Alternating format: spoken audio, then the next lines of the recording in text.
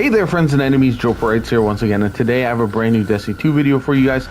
This one talking about the Wellspring activity and crafting in Destiny 2's Witch Queen. Now, there's a lot of confusion about this because it is rather complicated and quite a bit different from what we've seen in the past with regard to these seasonal activities. So I wanted to go over all that and give a little update on basically what you need to know going forward with this activity.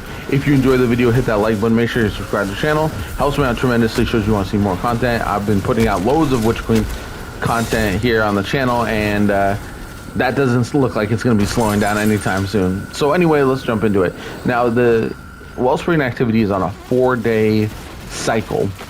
So basically how that works is on day 1, you're going to be attacking, which is this activity here. Day 2 is going to switch to defending. Then day 3 is attacking, and day 4 is defending, and then it repeats the cycle from there. Now, the attacking, defending, neither activity is super hard or challenging, so I won't really go through how to do the challenge because I don't think it requires a lot of information in order to actually finish this. You can do it with 6 randoms pretty easily. Just for this one, just ride the cart, etc. Not too difficult.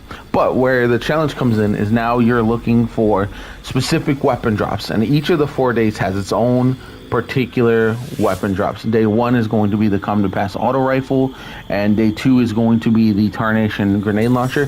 These are both required for getting eventually the exotic glaives that we'll be dropping and crafting those through the evidence board. So that's very important to remember. Those are actually hugely important weapons to drop. And not only you get the weapons to drop, but you have to get the red rimmed versions of the items, because you're going to need to craft 2 of each, or craft 1 of each of them, sorry. But in order to craft 1 of each of the weapons, you need 2 of those blueprint patterns. So essentially you're going to be farming for quite a bit. You don't need to just find the weapons, but you need to find the red rimmed versions of those items, so those weapons, so that way you can craft them fairly easily. Now, this is going to be a bit of a grind at this point, but I'd imagine there's going to be easier farm down the future because these items are only available currently in the Wellspring, and it doesn't look like there's a higher drop rate on the harder activity. Some people were speculating that was going to be the case, where you would have a better chance of getting them to drop at the higher level of the activity, but from people's farming methods and some things that we've seen online, it doesn't necessarily look like that is 100% the case. So now, the other 2 weapons you need to keep in mind that you can farm for are the Fell Teradiddle, the bow that is available, as well as the Botherston sniper rifle. Now, the funny part about this is that those, not really funny, but those require 3 patterns in order to fully upgrade them. So that's the hard part with that. I think there's too many people on this. Yeah, there we go. So yeah, so you're gonna need a total of 3 patterns for the bow, 3 for the sniper, and then you're gonna require 2 for each of the auto rifle and 1 grenade launcher. Now, again, this feels like it can take quite some time, which is rather surprising because I thought this would be just a tad bit easier. But that being said, we do have all season to do it, so nothing too crazy.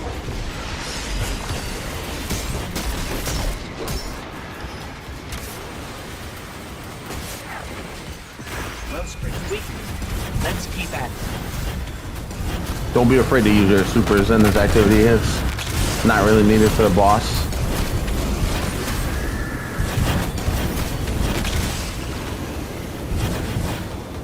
So anyway, that's how that works. And again, you're going to need these for the evidence board. You're also going to need the crafting, like I said, for the exotic glaives that are eventually coming out. And so there's going to be quite a bit of farming at this point. We don't know really how that's going to work once the raid comes out, if that's going to change the farming method. You're also not only going to need the red-rimmed weapons to drop, but you're also going to need lots of farming materials.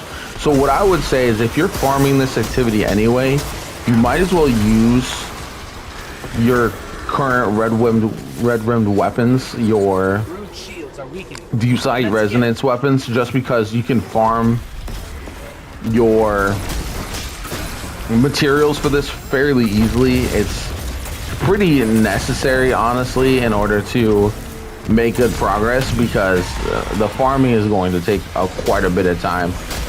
That's the only downside to this activity, in my opinion. I do enjoy it. I like the variety. I like having specific weapons tied, because we don't normally see that. But the downside is also that the farming might take quite a bit of time if you're not able to get lucky and get some of these drops to happen on a regular basis. So other than that, like I said, the actual event itself is not overly difficult from what I've seen. Like, I haven't been really challenged. Now, again, at the harder difficulty, it is not match made anymore. So you're gonna have to find a group if you want to farm that, not necessarily for this, but for other,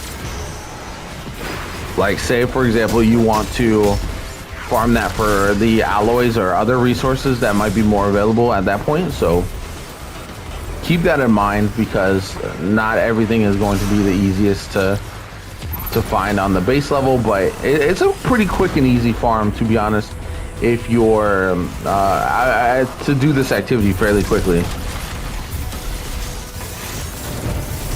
I think that's about it. Nothing too crazy.